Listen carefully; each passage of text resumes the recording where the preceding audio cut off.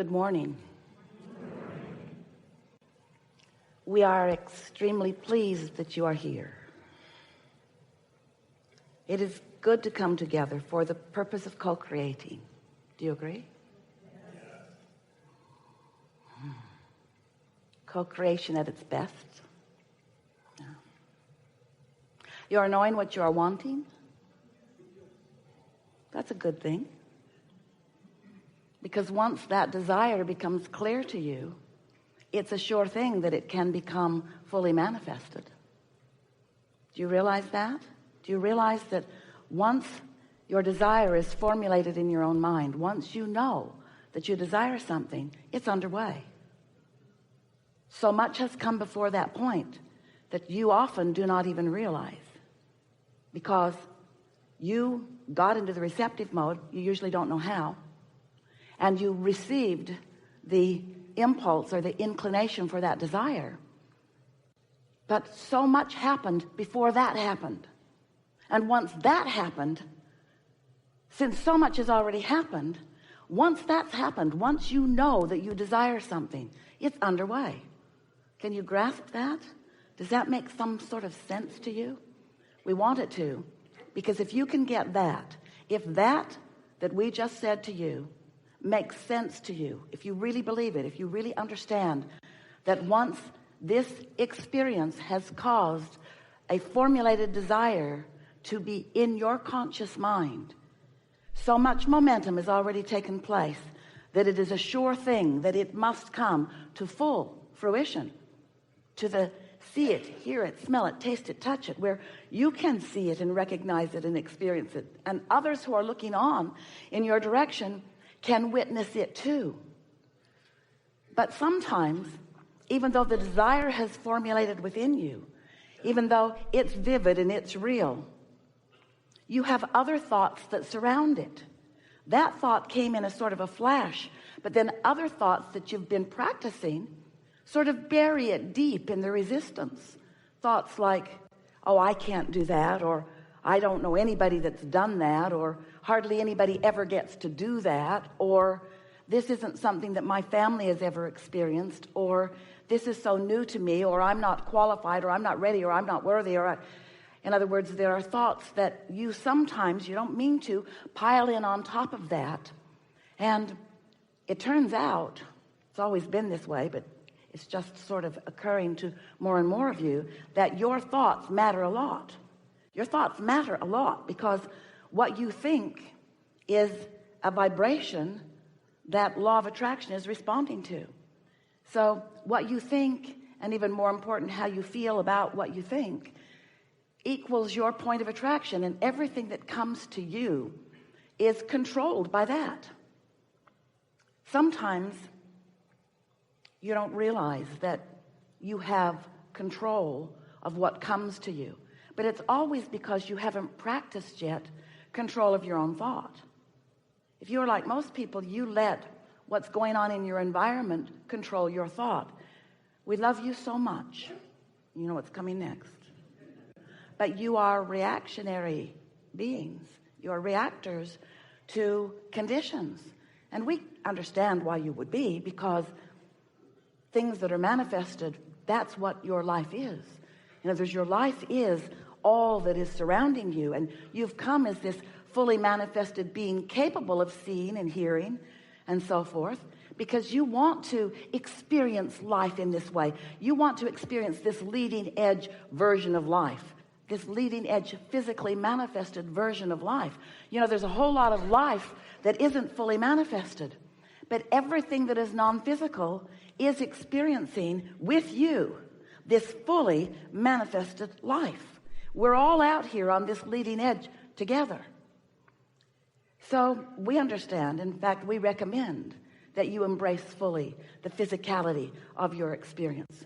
We want you to devour it with all of your ability to translate vibration through your eyes and ears and nose and fingertips and so on. We want you to feel and see and hear and taste this life experience. It's what you were born to do. It's why you were born. It's what you wanted when you came. But in order to do that purposefully, in order to do that deliberately, it is so beneficial to have a basis of understanding of how it all works.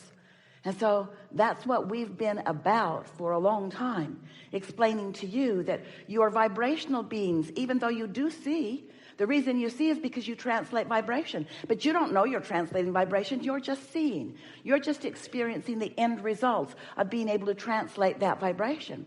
And because there are so many things that you are experiencing, just automatically your physical mechanism was born doing those things, you don't realize that you have an emotional system within you that is the guidance about the most important vibration, which is the vibration of the relationship between you and who you really are. You're lovely in your bodies, but that's only a tiny little bit of who you are. The larger part of you is source, non-physically focused energy. You've been calling that your soul. We call that your inner being, but it's the larger part of you, and it is focused with you, to you, and through you all day, every day. And that part of you is a high frequency with no resistance. You might translate it in words to be the vibration of love, or the vibration of clarity, the vibration of well-being, the vibration of worthiness, the vibration of absolute knowing. It's the vibration of infinite intelligence. That's who you really are. And as you are here in this physical body, whether you know it or not, you are for sure having a relationship, a primary, important, dominant relationship with that non-physical energy part of you, that inner being you. And that relationship between the non-physical you and the physical you can most easily be recognized by you by your emotions. For example, when you feel rapturous love about something or someone, or you are feeling appreciation that just makes you feel as if you are turning inside out, what that means is your thought that you're thinking with your thinking mechanism right here in this body, in this personality, this thought that you're having right now matches perfectly with the thought that your inner being is having right here, right now about the same thing. There's a perfect blend, and that's why there is no resistance. There's just pure flow. It's you and you. It's you and you. That's why it feels so good. That's what passion is. That's what that feeling of powerful, good feeling. That's what love is. That's what appreciation is. So as you are realizing that you are an extension of this non-physical energy, and that you are a team with this non-physical energy, in other words, we are all in this together. But you came not only for the experience of sifting through the contrast in order to determine the new desires. Oh, you new creative genius creatures out here on the leading edge, having experiences and relationships and combinations with others that have never been before unto all of the universe. And through that synthesization, through that experience of interacting with one another, you keep giving birth to new ideas. And those ideas are important to all of us because they represent not just what's coming new to you, not just the new, fun, good feeling, expansive experience that you are about to have, but you represent the leading edge of the entire universe. You are out here in the new, having the new desire born within you. And that new desire born within you, and we're not only talking about your new houses or your better ways of living. We're not only talking about the things that will adorn your physical body or the things that will move you from place to place. We're not only talking about your physical contraptions that are in the making. We're talking about your new ways of recognizing the perfection of each other, and your new ways of understanding the balance of the whole, and your new ways of recognizing that you don't have to all be alike. In fact, you don't want to be alike. In fact, if you had wanted to be alike, you would have been born alike, but you were not born alike. You were born different. And the reason that you were born different is because the combination of all of your differences makes for new ideas. It makes for the next generation and the next and the next and the next. It completes the promise of the eternalness that we all know to be, because there is no ending to that which we are, but there is a constant being of that which we are. And so as you begin to embrace the continual being of that which we all are, then you get to, it's your plan, it's our desire for you, You get to live happily ever after.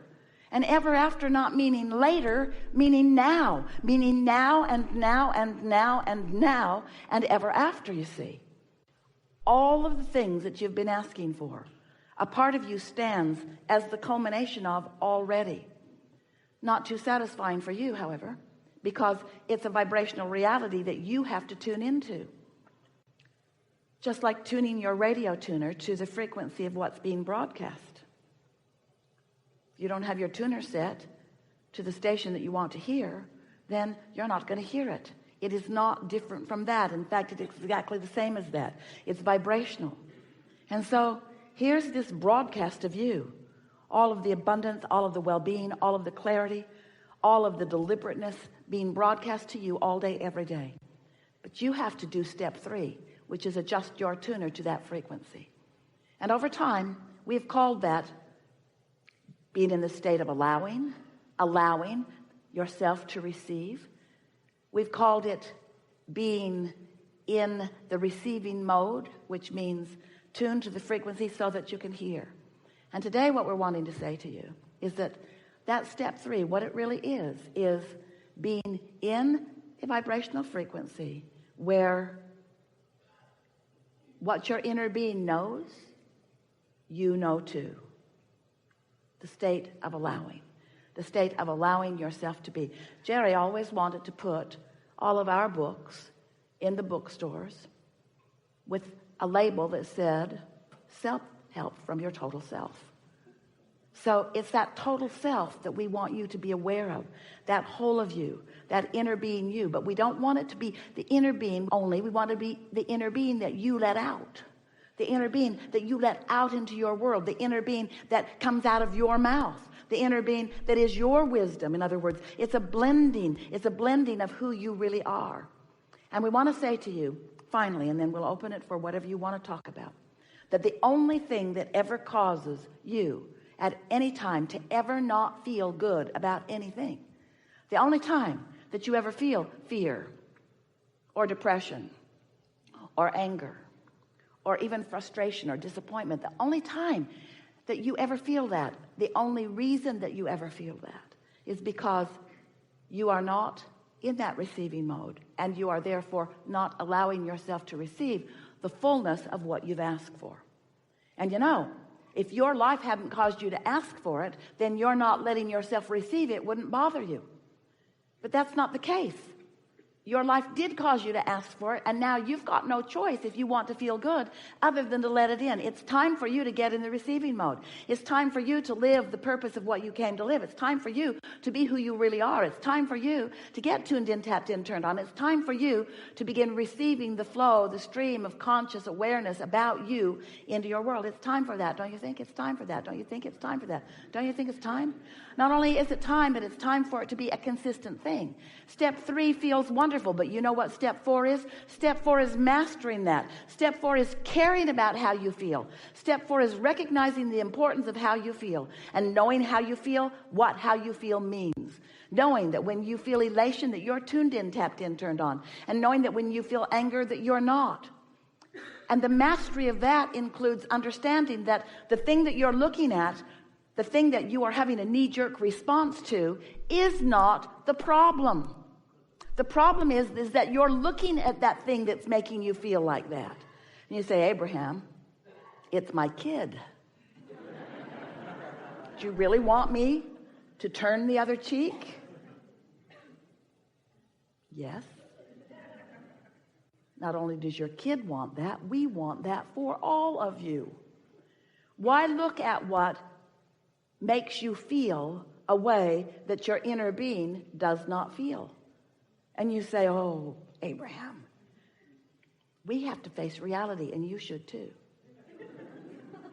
And we say, you are not a facer of reality. You are a creator of reality. But when you face reality, you create a reality just like the reality that you're facing. If you'd like the reality that you're facing to be different, then you've got to stop looking at the reality that you're looking at. Because when you look at the reality that you're looking at, you're offering a vibration, and law of attraction is responding to the vibration, and you're creating more of the reality that you don't like, that you don't want to create. So every time you feel negative emotion, that's what that means. You're looking at and therefore continue.